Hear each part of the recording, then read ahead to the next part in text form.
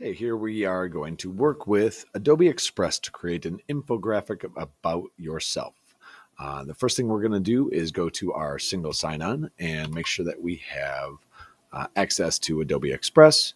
On your Chromebooks, this is real simple. Go to single sign-on and look for the icon that looks like Adobe, and it should take you to this sign-on page.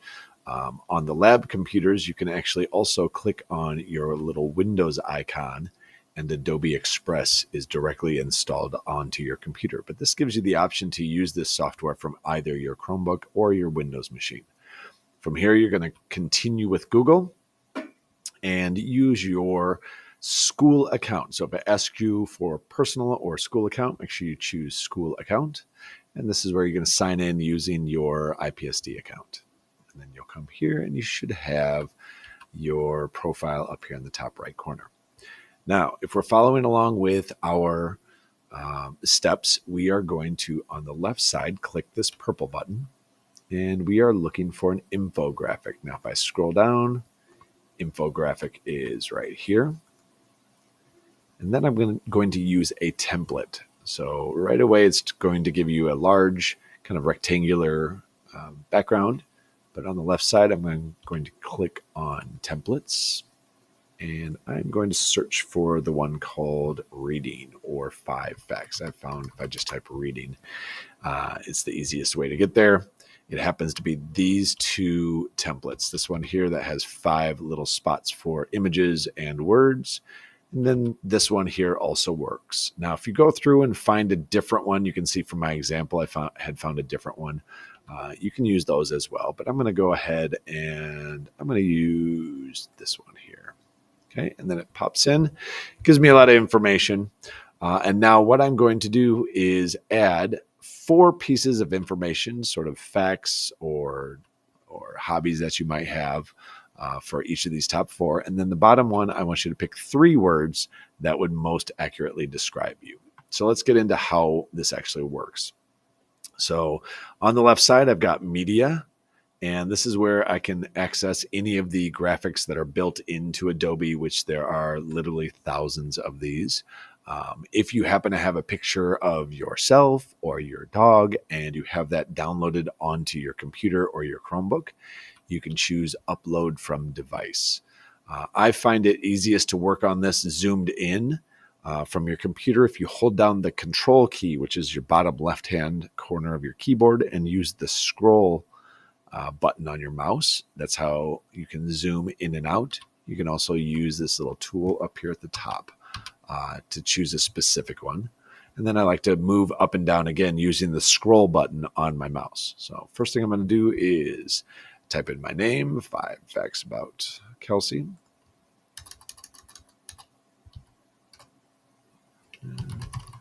And then I'm going to choose my first image. Now, if you already have an image there is kind of a cool way. Right now I'm selecting the circle, so I'm going to move that out of the way. But if I have an image here, there's a cool way to swap this out. I can just click replace. But if you don't have an image, or you choose one of the other templates that has like black and white icons instead of images, you're going to have to delete the image and then choose a photo over here. So the first thing I love to do is camping. So I'm going to type and search for some camping images. And choose one I really like. I like that one there. So this one's a rectangle. Obviously doesn't fit with my circle theme. So I'm going to do some editing of that image. So while I have it selected, I'm going to scroll down over here on all my different editing options, and I am looking for crop, which is right here. So unlike what you're used to, where you can just do a square or rectangular crop, which is where you cut off the edges, I can do different shapes. And I'm going to choose this circle shape and then move inside of this circle shape what I want that to look like, and click off of it, and it'll take effect. And now the next time I click on it, I can grab one of these little circle handles, shrink it down to the size that I want it to be, put it back over here, and decide what looks best. Now, this little black sort of accent circle used to be on top of this, and now it's behind it. So I can decide, do I want to leave it behind and just kind of create a little shadow? or do I want to move it back in front? I like it in front. So over here on the right side are all my layers. So I'm going to take this circle, which is the one I have selected, and I'm going to drag it so it's on top of that picture. And I can see it's changed layers. Maybe I want to change the color of that. I don't like white. It doesn't jump out enough at me. So I'm going to choose like a yellow. Okay, and see if I like that.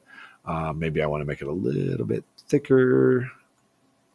And I like that look instead. I think it looks kind of cool. I'm going to use my arrow keys to kind of adjust it a little bit and move it to exactly where I want. Then I'm going to go over here to the right side and type in my fact about myself. And remove that.